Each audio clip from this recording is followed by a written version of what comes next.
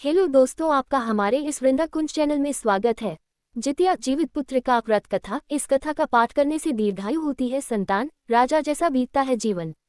आज माताएं और बहनें अपने बच्चों की दीर्घायु के लिए जीवित पुत्र का व्रत यानी कि जितिया का व्रत रखेंगी और भगवान जीमूतवाहन की विधि विधान से पूजा करके व्रत करने का संकल्प लेंगी। हर साल आश्विन मास में कृष्ण पक्ष की सप्तमी वृद्धा अष्टमी तिथि में यह व्रत किया जाता है। इस व्रत में भगवान जीमूतवाहन की पूजा होती है और उनकी व्रत कथा का पाठ किया जाता है। मान्यता है कि इस कथा का पाठ करने से आपके बच्चों की आयु लंबी होती है और साथ ही उनका जीवन में राजा के समान बीतता है। एक बार नैमिषारण्य के निवासी ऋषियों ने संसार के कल्याणार्थ सूत जी से पूछा, हे सूत, कराल कलिकाल में लोगों के बालक किस तरह दीर्घायु होंगे सो कहिए।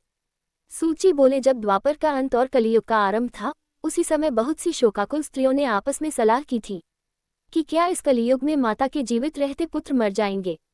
जब वे आपस में कुछ निर्णय नहीं कर सकी तब गौतम जी के पास पूछने के लिए गईं। जब उनके पास पहुंची तो उस समय गौतम जी आनंद के साथ बैठे थे। उनके सामने जाकर उन्होंने मस्तक झुकाकर प्रणाम किया। तदनंतर स्त्रियों ने पूछा, हे प्रभु, इस कलियुग में लोगों के पुत्र किस तरह जीवित रहेंगे, इसके लिए कोई व्रत या तप हो तो कृपा करके बताए। इस तरह उनकी बात सुनकर गौतम जी बोले, आपस में वही बात कहूंगा जो मैंने पहले से सुन रखा है। गौतम जी ने कहा, जब महाभारत युद्ध का अंत हो गया और द्रोण पुत्र अश्वत्थामा के द्वारा अपने बेटों को मरा देखकर सब पांडव बड़े दुखी हुए तो पुत्र के शोक से व्याकुल होकर द्रौपदी अपनी सखियों के साथ ब्राह्मण श्रेष्ठ धौम्य के पास गई और उसने धौम्य से कहा, हे विप्रेंद्र, कौन सा उपाय करने से बच्चे दीर्घायु हो सकते हैं, कृपा करके ठीक ठीक कहिए। धौम्य बोले, सत्यायुग में सत्यवचन बोलने वाला, सत्याचरण करने वाला समदर्शी जीमूतवाहन नामक एक राजा था। एक बार वह अपनी स्त्री के साथ अपनी ससुराल गया और वहीं रहने लगा। एक दिन आधी रात के समय पुत्र के शोक से व्याकुल कोई स्त्री रोने लगी, क्योंकि वह अपने बेटे के दर्शन से निराश हो चुकी थी। उसका पुत्र मर चुका था। वह रोती हुई कहती थी, हाय, मुझ बूढ़ी माता के सामने मेरा बेटा मरा जा रहा है। उसका रुदन सुनकर राजा जीमूतवाहन का तो मानो हृदय विदीर्ण हो गया। वह तत्काल उस स्त्री के पास गया और उससे पूछा, तुम्हारा बेटा कैसे मरा है। बूढ़ी माता ने कहा, गरुड़ प्रतिदिन आकर गांव के लड़कों को खा जाता है। इस पर दयालु राजा ने कहा, माता, अब तुम रो मत, आनंद से बैठो, मैं तुम्हारे बच्चे को बचाने का यत्न करता हूँ। ऐसा कहकर राजा उस स्थान पर गया जहाँ गरुड़ आकर प्रतिदिन मांस खाया करता था। उसी समय गरुड़ भी उस पर टूट पड़ा और मांस खाने लगा। जब अतिशय तेजस्वी गरुड़ ने राजा का बायां अंग खा लिया तो झटपट राजा ने अपना दाहिना अंग फेरकर गरुड़ के सामने कर दिया। ये देखकर गरुड़ जी ने कहा, तुम कोई देवता हो, कौन हो तुम, मनुष्य तो नहीं जान पड़ते। अच्छा, अपना जन्म और कुल बताओ। पीड़ा से व्याकुल मन वाले राजा ने कहा, हे पक्षीराज, इस तरह के प्रश्न करना व्यर्थ है, तुम अपनी इच्छा भर मेरा मांस खाओ। ये सुनकर गरुड़ रुक गए और बड़े आदर से राजा के जन्म और कुल की बात पूछने लगे। राजा ने कहा, मेरी माता का नाम है शैव्या और मेरे पिता का नाम शालिवाहन है। सूर्यवंश में मेरा जन्म हुआ है और जीमूतवाहन मेरा नाम है। राजा की दयालुता देखकर गरुड़ ने कहा, हे महाभागा, तुम्हारे मन में जो अभिलाषा हो वह वर मांगो। राजा ने कहा, हे पक्षीराज, यदि आप मुझे वर दे रहे हैं तो वर दीजिए कि आपने अब तक जिन प्राणियों को खाया है वे सब जीवित हो जाएं। हे स्वामिन, अब से आप यहाँ बालकों को न खाएं और कोई ऐसा उपाय करें कि जहाँ जो उत्पन्न हुए लोग बहुत दिनों तक जीवित रहें। धौम्य ने कहा कि पक्षीराज गरुड़ राजा को वरदान देकर स्वयं अमृत के लिए नागलोक चले। वहां से अमृत लाकर उन्होंने उन मरे मनुष्यों की हड्डियों पर बरसाया। ऐसा करने से सब लोग जीवित हो गए जिनको कि पहले गरुड़ ने खाया था। राजा के त्याग और गरुड़ की कृपा से वहां वालों का बहुत कष्ट दूर हो गया। उस समय राजा के शरीर की शोभा दूनी हो गई थी। राजा की दयालुता देखकर गरुड़ ने फिर कहा, मैं संसार के कल्याणार्थ एक और वरदान दूंगा। आज आश्विन कृष्ण सप्तमी से रहित शुभ अष्टमी तिथि है। आज ही तुमने यहाँ की प्रजा को जीवन दान दिया है। हे वत्स, अब से ये दिन ब्रह्मभाव हो गया है। जो मूर्तिभेद से विविध नामों से विख्यात है वहीं त्रैलोक्य से पूजित दुर्गा अमृत प्राप्त करने के अर्थ में जीवित पुत्रिका कहलाई हैं। सो इस तिथि को जो स्त्रियां उस जीवित पुत्रिका की और कुश की आकृति बनाकर तुम्हारी पूजा करेगी तो दिनों दिन उनका सौभाग्य बढ़ेगा और वंश की भी बढ़ती होती रहेगी। हे महाभाग, इस विषय में विचार करने की भी आवश्यकता नहीं है। हे राजन, सप्तमी से रहित और उदयातिथि की अष्टमी को व्रत करें, यानी सप्तमी विद्या अष्टमी जिस दिन हो उस दिन व्रत न कर शुद्ध अष्टमी को व्रत करें और नवमी में पारण करें। यदि इस पर ध्यान न दिया गया तो फल नष्ट हो ही जाएगा और सौभाग्य तो अवश्य नष्ट हो जाएगा।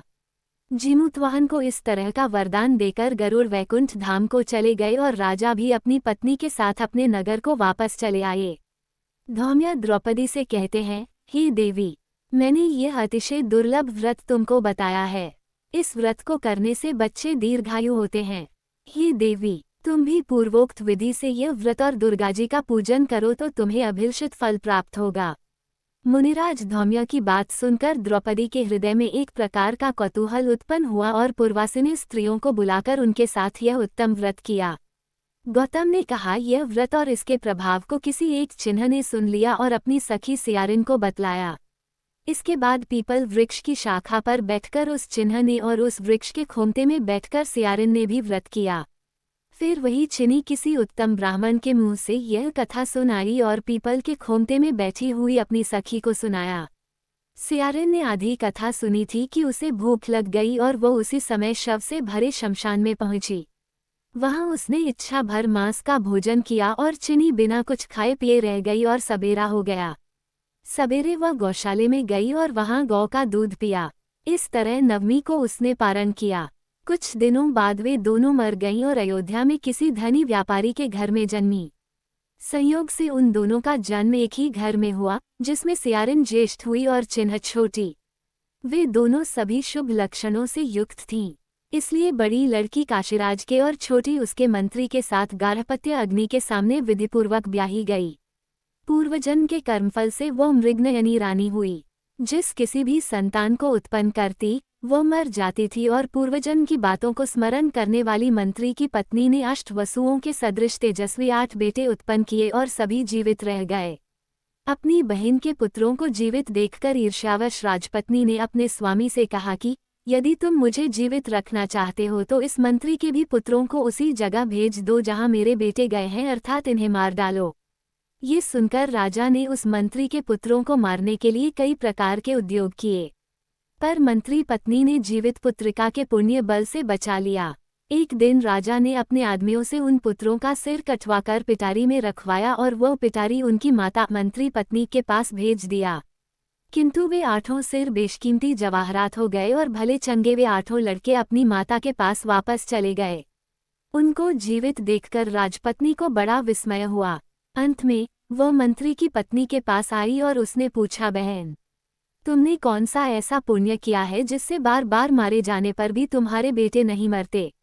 इस पर मंत्री की पत्नी ने कहा, पूर्व जन्म में मैं चिन्ह थी और तुम सियारिन।